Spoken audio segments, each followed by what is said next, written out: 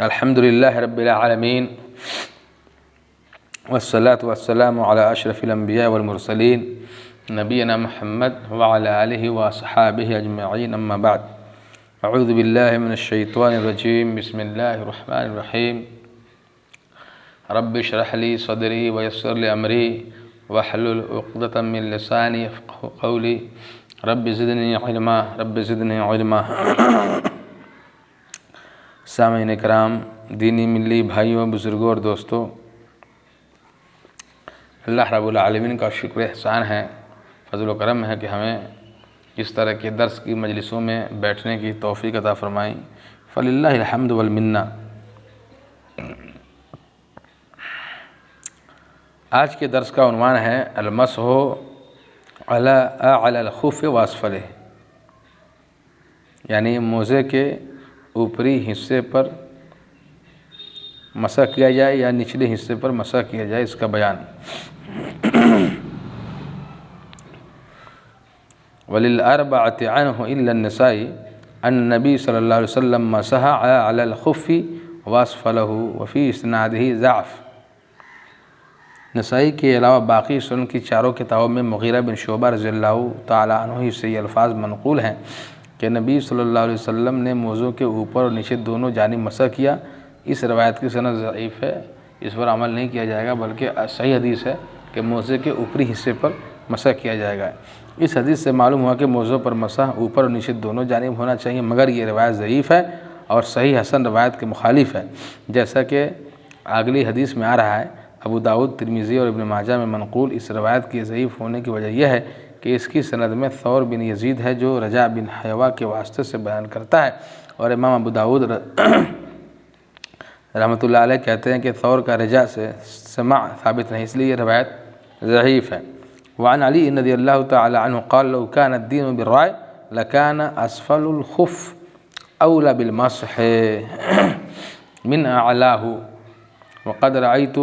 رسول اللہ صلی اللہ علیہ وسلم یمسح علی ظاہر خفیہ اخرجہ ابو داؤد باسناد حسن۔ حضرت علی رضی اللہ تعالیٰ عنہ روایت کرتے ہیں کہ اگر دین کا دار و مدار رائے اور عقل پر ہوتا تو پھر موزوں کی نچلی سطح پر مسح اوپر کی بنسبت زیادہ قرین قیاس تھا۔ میں نے خود رسول اللہ صلی اللہ علیہ وسلم کو موزے کے بالائی یعنی اوپری حصہ پر مسح کرتے دیکھا ہے۔ ابو داؤد نے اس کو حسن سند کے ساتھ روایت کیا ہے۔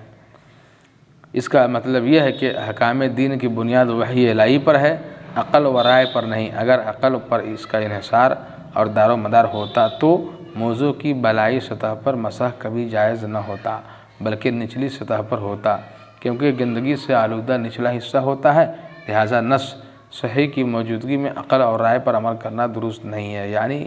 آج کے درس میں پتہ چلا کہ صحیح جو حدیث ثابت ہے وہ یہ کہ موضوع کے ظاہری اوپری حصے پر مسح کرنا سنت سے ثابت ہے، نچلے حصے پہ کرنا ثابت نہیں ہے۔ نچلے حصے پہ جو روایت ہے وہ ضعیف ہے۔ دوسری بات یہ ہے کہ شریعت کی بنیاد نص دلیل پر ہے، نہ کہ عقل اور رائے پر۔ عقل اور رائے کو ترجیح دی جاتی تو مسح کا تعلق نچلے حصے سے ہوتا، کیونکہ عام طور سے انسان کے پیر میں جو موزے ہوتے ہیں، انسان جب چلتا ہے تو نچلا حصہ گندا ہوتا ہے، گندگی کا تعلق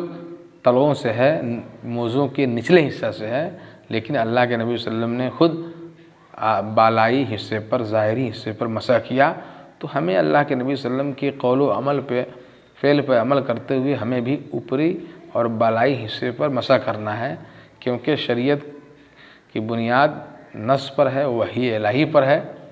نہ کہ عقل اور رائے پہ ہے۔ کیونکہ عقل اور رائے کے اعتبار سے سوچیں گے تو زیادہ قرین قیاس یہ ہے، مناسب یہ ہے کہ نچلے حصے پر